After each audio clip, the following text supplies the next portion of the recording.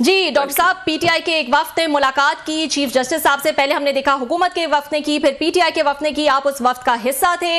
इस पूरी मुलाकात को में क्या बातें हुई और क्या मुतालबात जो है वो आप लोग ने रखे, और इसको आप ओवरऑल एक पॉजिटिव या न्यूट्रल मुलाकात कहेंगे? थैंक यू आपको भी और क्लासेस आपको भी। पहली बात यह है कि मुलाकात के लिए उमर अयूब को राब्ता किया था चीफ जस्टिस साहब ने, और उन्होंने कहा था कि गवर्नमेंट और आप साथ बैठे जी। वो उससे हमने एग्री नहीं किया, और फिर गवर्नमेंट ने पहले मुलाकात की और हमने दूसरी मुलाकात की। दूसरी मुलाकात में जो 3 मेन इश्यूज थे जिनके ऊपर डिस्कशन हुई।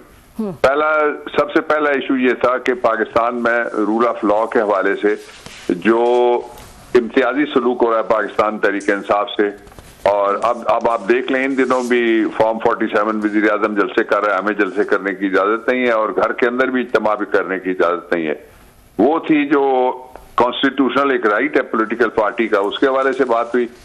दूसरा ये था कि जो इमरान खान के साथ इम्तियाजी सलूक हो रहा है, जो जेल मैनुअल में लिखी हुई चीजें हैं उन तक भी उनकी रसाई नहीं होती। उनमें शामिल था जो बच्चों से टेलीफोन करना और अपना मेडिकल डॉक्टर अपना मेडिकल अपनी मर्जी का या अपनी जो उनको पहले से लिखता है उसका, और इससे रिलेटेड चीजें थी। तीसरा ये था कि जो उन्होंने हमें एक 10 नुकाती एजेंडा भेजा था जी। और कुछ गुफ्तगू फिर चाय भी हुई, और उस गुफ्तगू में भी और पहले भी मैंने ये जो आपने जमानतों वाली बात की है उनके हवाले से मैंने बात की, और दूसरा ये कि शहबाज शरीफ ने जाके कोर्ट में ये वादा किया था कि अब लोगों को घरों से नहीं उठाया जाएगा, और उनका अपना जो रिजॉल्व था वो उन्होंने जो बयान किया उसके 3 हिस्से थे, और उसका जो सबसे इम्पोर्टेंट हिस्सा था वो ये था कि जो वो रास्ता निकालना चाहते हैं कि जो गुमशुदा अफराद है वो बराबर हों और बरामद हो के वो घरों को आए, और मजीद अफराद जो है वो गुमशुदगी की तरफ ना, यानी जिनको फोर्स डिसअपीयरेंसेस कहते हैं वो खत्म की जाए। और वो एक जो चाह रहे थे उसके बारे में हमने उनको अपना जुबानी बताया, और फिर उनसे ये तय हुआ कि हम उनको लिख के अपना मौक़िफ़, जो लॉ रिफॉर्म्स हैं वो एक बड़ा इशू होता है जी। और क्लासा साहब जानते हैं जब मैं लॉ मिनिस्टर था तो ये भी तकरीबन डिप्टी अटॉर्नी जनरल थे, इसलिए इनको पता है कि कितना मुश्किल काम है, और खास तौर पे जो इस तरह की हंग पार्लियामेंट हो और मांगे तांगे की हो उसमें तो और मुश्किल होता है। और फिर मैंने उनको एक रास्ता बताया कि कुछ काम ऐसे हैं जो आप आर्टिकल 189 के नीचे कोई चीज लेके सुप्रीम कोर्ट ऑफ पाकिस्तान में डायरेक्टिव जारी आप कर सकते हैं। उसके ऊपर 2014 की एक जजमेंट है, मैंने भी उसका भी हवाला दिया चीफ जस्टिस साहब को। ये वो गुफ्तगू का रन डाउन था जो मैंने आपको 1 मिनट में बता दिया। ठीक है डॉक्टर साहब, ये बताएगा इसमें ऐसा लगता है कि अब जो 28 तारीख को केसेस फिक्स किए गए, पूरा दिन जो है वो शायद पीटीआई के लिए जो है वो वक्फ कर दिया गया है। इंतखाबी धांधली की दरख्वास्त और 9 मई को जुडिशल कमीशन बनाने की दरख्वास्त, ये दोनों आईनी बेंच जो है वो सुनेगा। इसके अलावा चीफ जस्टिस ने भी जो है वो इस बात पर एग्री किया है कि जो बेल मैटर्स हैं वो भी जो है वो वहाँ पे सुने जाएंगे।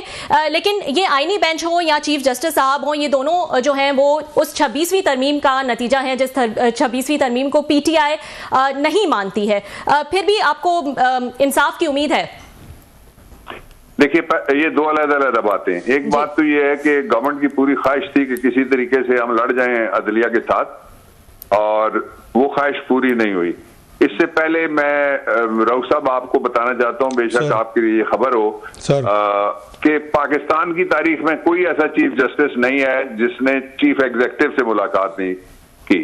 वो सारे मिलते रहते हैं, लेकिन इन्होंने ओपन एक मुलाकात की। लेकिन पाकिस्तान के अंदर आपने वो गुड टू सी वाले दौर से लेके कि एक आदमी की गवर्नमेंट निकाल रहे हैं उसके लिए शहबाज को बुला के खड़ा कर लिया, आप कोर्ट में थे, और दूसरी तरफ बिलावल को भी खड़ा कर लिया, और मैं चीखता रह गया कि इमरान खान को भी बुला रहे। वो कहते हैं नहीं जी, और उनसे बातें ही हो रही थी, आप गवर्नमेंट चला लेंगे, इत्तेहाद आपका कैसा चलेगा।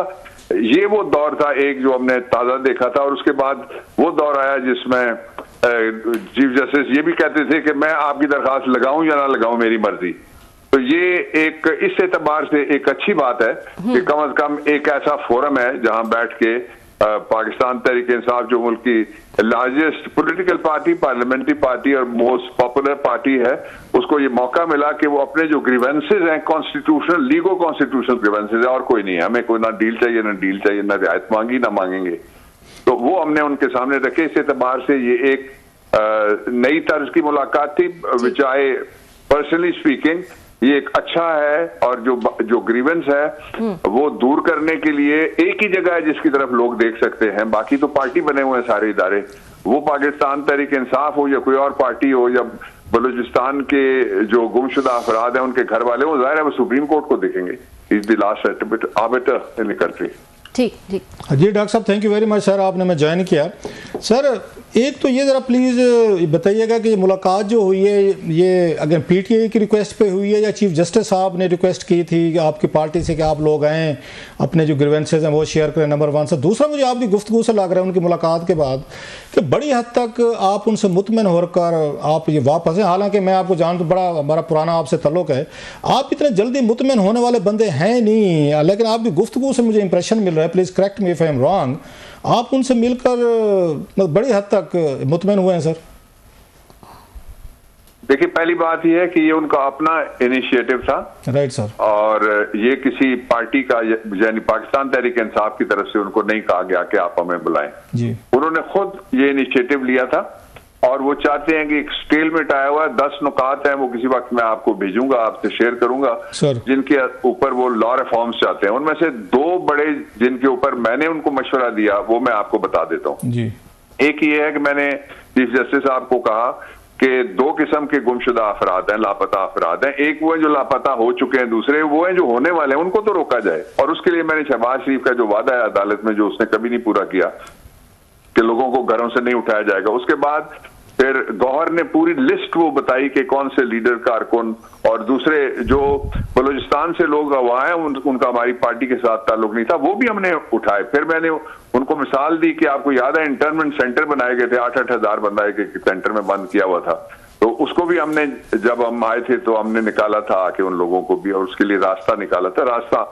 दूसरा, वो जो फैमिली केसेस हैं उनके बारे में भी वो खासे कंसर्न थे, इसलिए कि फैमिली केसेस में या बच्चा होता है या माँ होती है या एक टूटा हुआ खानदान होता है या एक बिखरी हुई फैमिली होती है। और फिर साथ ही वो जो टैक्सेशन के मामले में, यानी एक उनका पूरा था जो उन्होंने हमें भेजा था, उसके ऊपर हम काम कर रहे हैं, उसका जवाब हम देंगे। अब आपके इत्मीनान की बात सर, मैं इसको कहता हूं कि एक ओपनिंग ठीक होनी चाहिए, वो ठीक है, लेकिन इत्मीनान उस दिन होगा जिस दिन इमरान खान को इंसाफ मिलेगा, जिस दिन एजाज चौधरी को, आपके जो दोस्त हैं और मेरे भी दोस्त रहे हैं यूसुफ रजा गिलानी साहब, वो पूरा सेशन गुजर गया है और पूरे हाउस ने ये सेंस दिया कि आप उनको पेश करें, और प्रोडक्शन ऑर्डर जारी, उन्होंने बड़ी आपको भी कहानियां सुनाई हुई हैं, औरों को मेरे समेत सुनाई हुई हैं, जब बीबी के दौर में भी शहीद थे उन्होंने प्रोडक्शन ऑर्डर जारी किए थे। लेकिन ये गवर्नमेंट डटी हुई है कि हम प्रोडक्शन ऑर्डर नहीं देंगे, तो गालिबन वो भी एक पहलू था, ये भी हमने उनके सामने रेज किया। और जो प्रोडक्शन ऑर्डर है सेंस ऑफ द हाउस में, ये लीगल मामला था खालिस्तान। जावेद हाशमी केस में सुप्रीम कोर्ट ने कहा 1979 में कि कोई सीट खाली नहीं रखी जा सकती। फिर ये बाद में आके मोहम्मद खान जुनेजो केस में रीइटरेट किया गया ये उसूल के इलेक्शन चुके आ गए, अगरचे हुकूमत गलत टूटी है, लेकिन इलेक्शन को रोक के हम लोगों की जो नुमाइंदगी है उससे महरूम नहीं की। यानी पंजाब का एक सेनेटर है, पंजाब को 2.5 साल से महरूम कर दिया गया है, 2 साल से महरूम कर दिया गया कि वो सेनेटर नहीं आ सकता जी। अब उनका इलाज हो रहा है, उनको बहुत शदीद किस्म के, उनके बेटे ने मुझे बताया था, उनको मैं उनकी मेडिकल कंडीशन जो है वो कार्डियोलॉजी की वो मैं बता नहीं सकता यहाँ, लेकिन शदीद तरीन जो हो सकता है वो उनका इलाज हो रहा है, इसके बावजूद उनको आने की इजाजत नहीं। इस तरह के जो इश्यूज थे वो हमने छेड़े हैं। और उनका रिस्पांस क्या था सर चीफ जस्टिस साहब का, जो आपने बड़े अहम इश्यूज उठाए हैं, उन्होंने खुद आपको इनवाइट किया जैसे आप बता रहे हैं, तो क्या रिस्पांस उनका क्या था कि वो इन चीज़ों पर को एड्रेस करेंगे, केसेस की हियरिंग होगी, फिक्स किया जाएगा, और कोई इंसाफ की जो बात आप कर रहे हैं, आपको उम्मीद है कि इंसाफ हो सकेगा? अगर फैसले आपके खिलाफ आ गए या अदालतों से या वहाँ से एनी बेंच से या अदरवाइज, तो फिर आप बैक टू स्क्वायर वन, फिर वही कहेंगे नहीं जनाब कि देखें हमारे साथ हाथ हो गया और हमें बुला के फिर हमारे ये चीफ को और बाकी लोगों को जस्टिस नहीं मिला? सर अच्छा, ये दो बातें हैं। मैं इस सवाल का जवाब मैं देने से पहले आपने जो दूसरी बात की है मैं उसकी तरफ जाता हूं। आपने कहा कि जो कॉन्स्टिट्यूशनल बेंच है, वो दूसरा मेरा जवाब सुन लीजिए सर। जो कॉन्स्टिट्यूशनल बेंच है वो भी सुप्रीम कोर्ट ऑफ पाकिस्तान की हायरार्की का एक हिस्सा है और 26वीं तरमीम के जरिए उन्होंने कुछ लोगों को उस बेंच में से, जो हुकूमत समझती थी कि हमारी मर्जी के मुताबिक नहीं चल सकेंगे या कोई चल सकेगा, ये तय नहीं है कि कौन चलेगा कौन नहीं चलेगा। ये तय हो जाएगा जिस दिन फैसला आएगा जो सिविलियंस के मिलिट्री ट्रायल वाला, कि ये जो काम उन्होंने किया 26वीं आईनी तरमीम का, इसका गवर्नमेंट को फायदा हुआ या किसी और इदारे को फायदा हुआ या नुकसान हुआ, क्या हुआ, या लोगों से इंसाफ हुआ। इसलिए कि शेख लियाकत अली के केस में पहले एक लार्जर बेंच कह चुका है कि मिलिट्री ट्रायल हो ही नहीं सकता। आज एक कमेंट था, जस्टिस मंदुखेल साहब बड़े लायक आदमी हैं, उनका कमेंट था कि अगर हम समझ जाएं कि मिलिट्री क्या कोर्ट है या ट्रायल है तो इससे आधा मसला खत्म हो जाएगा। तो मैं रऊफ क्लासरा के और आपके शो के जरिए से और न्यू टेलीविजन के जरिए से रबिया, मैं ये उनको बताना चाहता हूं कि ये तो तयशुदा बात है। कोर्ट जो है वो आर्टिकल, इसका जवाब देना चाहिए, वकला देंगे यकीनन। आर्टिकल 175 जहां से जुडिकेचर शुरू होती है, उसमें लिखा हुआ है कि अदालत का मतलब ये है वो अदालत जो कानून के मुताबिक आइन के नीचे बनाई जाएगी, और उसकी 3 सतहें लिखी हुई हैं। एक सुप्रीम कोर्ट है, एक हाई कोर्ट्स है, और ऑल अदर कोर्ट्स जिनको कोर्ट माना जाएगा कानून के मुताबिक। मिलिट्री हो गई, वापडा हो गया, पार्लियामेंट हो गई, ये अदालत थोड़ी है। पार्लियामेंट की तौहीन होती है तो क्या होगा कि अदालत लगा लेंगे। कल स्पीकर साहब कहेंगे कि मैं किसी को सजाए मौत दूंगा तो इन्हें पार्लियामेंट में, तो फिर पहली सजाए मौत तो यूसुफ रजा गिलानी साहब फिर किसी को देंगे ना, इसलिए कि उनका हुक्म नहीं माना जा रहा। सर आपने गिलानी साहब की बात की, मैं सॉरी बात काट रहा हूँ, अभी आपने एक बड़ा इंटरेस्टिंग एक कमेंट किया सर। आपने कहा कि वो मेरे दोस्त, आपने अपना कहा कि मतलब बाबर रहमान साहब ने कि मेरे दोस्त रहे हैं, मेरा कहा है कि हैं। आप तो जब वो प्राइम मिनिस्टर थे तो वो तो ठीक है, प्राइम मिनिस्टर तो वो थे, वो चीज़ें मैंने करीब से देखी हो, लेकिन पावर तो आप यूज़ कर रहे थे प्राइम मिनिस्टर ऑफ पाकिस्तान की उन 3-4 सालों में जब पीपल्स पार्टी दौर था, वो 2008 से लेकर 2012-13 तक। और प्लस क्या हुआ फिर, कोई गिलानी साहब से दोस्ती नहीं रही, आपने मतलब ये कहा है कि मेरे दोस्त रहे हैं, तो अब दोस्ती नहीं है, तल्लो खत्म हो गया sir. What went wrong sir? मैं नहीं कहता। जिस दिन उनके खिलाफ फैसला आ रहा था ना जी, तो उस दिन उन्होंने सुबह सवेरे, मैं बस getting ready for the supreme court, मैं अपने किसी केस के लिए जा रहा था, तो मुझे आपकी बहन ने फोन पकड़ाया आके और मुझे कहा कि ये इस पे YRG लिखा हुआ आ रहा है, उनका नाम है, तो आप फोन ले लें जी। मैंने वो फोन लिया तो उन्होंने मुझे जो फोन किया वो बड़ा दिलचस्प हमारी गुफ्तगू हुई सर। तो मैंने कहा कि आपका फोन आपके अलावा कौन सुन रहा है? उन्होंने कहा कोई नहीं। तो मैंने कहा ये कोई नहीं, जितने बैठे हुए हैं इनकी डिजियां चेक करवाएं, आपके साथ तो ये जा रहे हैं, लेकिन इन सब की डिजियों में शेरवानियां पड़ी हुई हैं। अच्छा, इस पे बहुत बड़ा कहका लगा पीछे से, जो कोई नहीं थे वो हंस पड़े। और उसमें से एक मेरे दोस्त है, मैं उनका नाम नहीं दे रहा, मसलतन वकील है, तो वो भी बैठे हुए थे। एतजाज हसन साहब की बात तो नहीं हो रही सर? एतजाज हसन नहीं थे, एतजाज हसन नहीं थे। अच्छा, दूसरे खोसा साहब हो सकते हैं सर? नहीं छोड़ देना सर, हम कसौटी तो खेलेंगे सर आपके साथ, अब नाम नहीं बताएंगे। चले मैं बताऊंगा नहीं। अच्छा राइट सर। अच्छा, तो उन्होंने कहा कि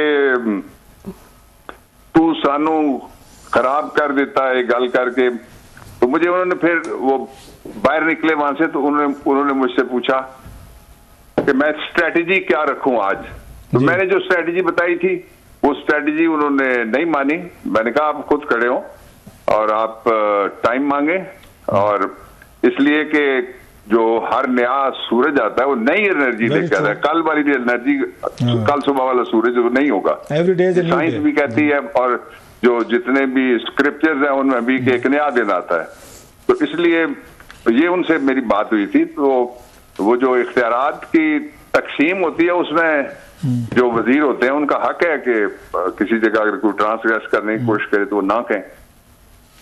अच्छा सर, अभी बात आपने की गुड टू सी का लफ्ज़ आपने यूज़ किया, आपके मुखालफिन ये कहते हैं सर कि आप लोगों को जो चीफ जस्टिस, मतलब आपसे मुराद PTI की बात कर रहा हूँ सर, कि उनको कहते हैं उनको साकिब निसार साहब जैसे जज अच्छे लगते हैं, उनको गुड टू सी वाले उमर अताब बंदयाल साहब अच्छे लगते हैं, अदरवाइज काजी फैज़ ईसा साहब आ जाएं या मौजूदा चीफ जस्टिस साहब आ जाएं तो वो अच्छे नहीं लगते। आप लोग जो तलाश कर रहे हैं, साकिब निसार साहब तलाश कर रहे हैं, उमर अता बंदियाल साहब तलाश कर रहे हैं, वो नहीं मिलते तो फिर आप अदालतों से नाराज़ हो जाते हैं। सर, इज इट ट्रू ये असेसमेंट जो आपके मुखालफिन की है? सर, हम पागल हैं कि हम उन जिन दोनों का आप नाम ले रहे हैं उनको तलाश करें?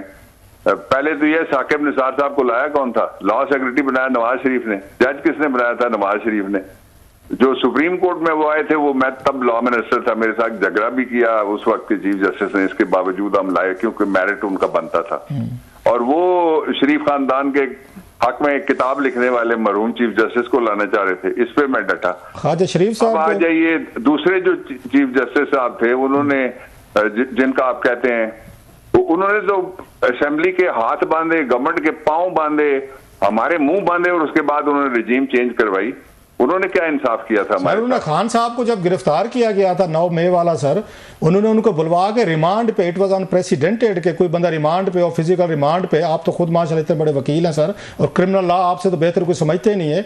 रिमांड से सुप्रीम कोर्ट ने सीधा मंगवाया उनको, वहां से उन्होंने केस खत्म करके या बेल आउट करके प्रोटोकॉल के साथ उन्होंने वहां पे लाहौर जमान पार्क IG को हुक्म दिया कि छोड़ कर हैं। सर, ये इससे ज्यादा बड़ी बेचारे उमर अता बंदियाल साहब क्या फेवर कर सकते थे? अच्छा, ये तो चले गए एक्शन साहब। जी सर, देखें, उन्होंने तो पता नहीं किसको बचाया है, इसलिए कि वरना पर्चा होता।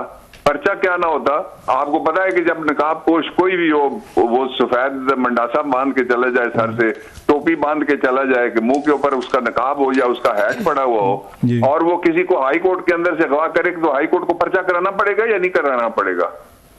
उस इलाके का SHO पर्चा करेगा या नहीं करेगा? उस इलाके का IG करेगा या नहीं करेगा? मैं थोड़ी गुस्ताखी कर रहा हूं, आपकी बात काट रहा हूं सर, मैं थोड़ी बात काट रहा हूं सर। आपने कहा कि SHO वो पर्चा करेगा। जब इमरान खान साहब पे हमला हुआ था, अच्छा, मैं दूसरा जवाब दे लूं ना? मैं सर आता हूं सर, आप इसी का जवाब देते जाइए प्लीज, आप नहीं देना सर। आई एम सॉरी, मैंने आपको पहले टोका सर। जब वजीराबाद में खान साहब पे हमला हुआ था, पंजाब में ये खान साहब की अपनी हुकूमत थी सर, उनका वजीर आला बैठा हुआ था, परवेज इलाही साहब थे। अगर वो अपनी हुकूमत होते हुए, अपना वजीर आला होते हुए SHO से पर्चा नहीं करवा सके थे, तो आपका ख्याल उनकी गिरफ्तारी में पर्चा हो सकता? अपनी हुकूमत थी सर, ये परवेज इलाही साहब का दौर है सर। मेरा ख्याल आज तक शायद पर्चा नहीं हुआ सर, अगर मैं गलत नहीं कह रहा, या बाद में लूला लंगड़ा हुआ होगा। चले राउत साहब, सर एप्लीकेशन मौजूद है, और क्रिमिनल लॉ में पर्चा करने के लिए कोई लॉ ऑफ लिमिटेशन नहीं है, डॉक्ट्राइन ऑफ लिमिटेशन नहीं लगती कानून के मुताबिक। पर्चा होना ही होगा। एक दूसरी जो बात मैं कहना चाहता हूं आपसे, वो आपने कहा था कि कोई और मिसाल नहीं है। मैं आपको उससे पहले की एक मिसाल देता हूं, ताजा मिसाल जी। वो ताजा मिसाल थी, शहबाज शरीफ नैब के रिमांड पे था, उसको प्रोडक्शन ऑर्डर जनरल बाजवा ने प्रोवाइड करवाया, और वो प्रोडक्शन ऑर्डर के जरिए से लेके आए, और अगले दिन पब्लिक अकाउंट्स कमेटी की कुर्सी पे शहबाज शरीफ और नैब नीचे मुलजम जी। तो ये जो इमरान खान का था, ये तो मेरे स्पीकिंग फॉर माई सेल्फ, क्योंकि उससे पहले भी ये जो कुछ हुआ था, उससे पहले भी आपको याद होगा कि एक वाकया हुआ था जो जुडिशियल कॉम्प्लेक्स है। तो वो मैं सुबह सवेरे जब मुझे कोई इत्तला मिली, तो मैंने इमरान से भी बात की, और उसके बाद में शिवली फराज को साथ लेकर जुडिशियल कॉम्प्लेक्स की छत पे आप लोगों ने, नियो स्मिथ साहब ने कवर किया था, हम गए, तो वहां देयर वाज अ सेटअप। उसकी वजह से फिर गाड़ी नहीं हमने अंदर आने दी, और गाड़ी को कोर्ट में सिर्फ मैं था, बाकी कोई वकीलों में से पहुंच नहीं सका था। और ये जो असल इशू है, मैं अब उसकी तरफ आता हूं, वो ये है कि पाकिस्तान में कब तक इदारे, आप देख लेना जी, कोई इदारा ऐसा है जो ऑप्टिमाइज्ड हो, लोगों की तवक्कात के मुताबिक वो चल रहा हो, या जो उसका मैंडेट है उसके मुताबिक कौम को डिलीवर कर रहा हो। कोई एक इदारा अगर आपके इल्म है, या मेरे इल्म है, या रबिया के इल्म है, तो आइए कौम को बताते हैं वो कौन सा इदारा नहीं है। जो रही सही बरकत डाली गई है, अब जो क्रिकेट में वो कल नतीजा आपके सामने आ गया, शहबाज शरीफ ने मुंह पे हाथ मार के, जिस तरह पहले कि जी मैं यहाँ टांगूंगा, इस जगह मैं पेट फाड़ूंगा, इस जगह मैं घसीटूंगा, उसी तरह कहा कि इंडिया को मैंने पीछे ना छोड़ा। तो मेरे ख्याल में दरवाजा खुला हुआ था इंसाफ का, कुदरती इंसाफ का। उन्होंने कहा जी एल है, एक और है, तुम्हारा सच फिर दोबारा हमने पकड़ा दिया। तो इसलिए इदारे हमारे हैं। जो आपने कहा ना कि 26वीं आईनी तरमीम, आप बिल्कुल दुरुस्त कहते हैं, लेकिन सुप्रीम कोर्ट तो किसी के बाप का नहीं है ना, सुप्रीम कोर्ट तो आपका भी है, इसलिए कि पीटीवी आप देखें ना देखें, आप वहां पे टैक्स देते हैं और वकील आप हो ना हो, आपके टैक्स से ही जो अकाउंट नंबर 1 से पैसे मिलते हैं वो मिलते हैं सुप्रीम कोर्ट ऑफ पाकिस्तान को। बाकी जिनको हम देते हैं सबको पैसे। लास्टली बताइएगा, हामिद खान साहब वकीलों की एजिटेशन चला रहे हैं चीफ जस्टिस के खिलाफ, मौजूदा चीफ जस्टिस के खिलाफ, 26वीं तरमीम के खिलाफ। आप लोगों का डेलीगेशन उन्हीं चीफ जस्टिस साहब से मिलकर आता है। ये मतलब I am at loss to understand कि ये क्या चीज़ है कि आप मतलब एक ग्रुप खिलाफ है, दूसरा ग्रुप मुलाकातें कर रहा है, बल्कि मुतमिन होकर आ रहा है कि हमारे ड्रेस होंगे, केसेस लगेंगे। ये स्ट्रेटजी है या कोई राइवलरी है sir with in the PTI? Sir देखिए, राइवलरी तो आई डोंट सी कोई इस तरह की कोई राइवलरी। मैं तो राइवलरी पे यकीन नहीं रखता, आपको पता ही है। सीधा सीधा अपने काम से काम रखता हूं, इसलिए मैं, और दूसरा मैं वकला की पॉलिटिक्स में नहीं हूं। अगरचे तकरीबन हर साल पिंडी और इस्लामाबाद में हाई कोर्ट बार के प्रेसिडेंट मेरे चैम्बर से होते हैं, इस दफा भी हैं सैयद वाजिद अली गिलानी मेरे शागिर्द हैं। लेकिन ये जो आपने कहा, ये दो अलग-अलग बातें। एक पॉलिटिकल पार्टी है, दूसरा उस पॉलिटिकल पार्टी से ताल्लुक रखने वाले वकला हैं। मेरा ताल्लुक एक ग्रुप से है, जिनका आपने इसमें ग्रामी लिया, वो दूसरे ग्रुप से हैं, और दोनों ग्रुप इस बात पे मुतमईन हैं और मुत्तफिक हैं कि रूल ऑफ लॉ होना चाहिए। अब जो 26वीं आईनी तरमीम है, उसके हवाले से बार एसोसिएशन तहरीक चला रही है, पॉलिटिकल पार्टीज अभी उसमें शामिल नहीं हुई। सर जाते जाते वो जवाब देते जाइएगा कि गिलानी साहब से दोस्ती कैसे टूटी? आपने जो कहा है कि मेरे रहे हैं दोस्त, आपने जवाब नहीं दिया सर। नहीं, मेरी तरफ से कभी नहीं टूटी, मेरी तरफ से कभी नहीं टूटी। मैंने कहा कि आखिरी दिन भी उन्होंने मुझसे मशवरा मांगा और मैंने मशवरा पूरी जानदारी से मैंने वो दिया। और इससे आप अंदाजा लगा सकते हैं कि उसी तरह के बहुत सारे और मुकदमात होते हैं। चलें सर, इस पे आपसे तफसील से डॉक्टर साहब इस पे तफसील से गप मारेंगे, फिर आपको किसी दिन फिर रिक्वेस्ट करेंगे सर। ये नीड्स ए कॉम्प्रिहेंसिव ये डिस्कशन, ये बड़ा अहम टॉपिक है। Sir ji thank you very much. Thank you doctor साहब फॉर जॉइनिंग अस। एक ब्रेक ले लेते हैं और ब्रेक के बाद हम डिस्कस करेंगे दिल्ली की खातून वजीर आला जो है वो मुंतखब हुई हैं, इस पर हम तफसीलन बात करेंगे दिल्ली से जर्नलिस्ट रोहिणी सिंह के साथ। सी यू आफ्टर शॉर्ट ब्रेक।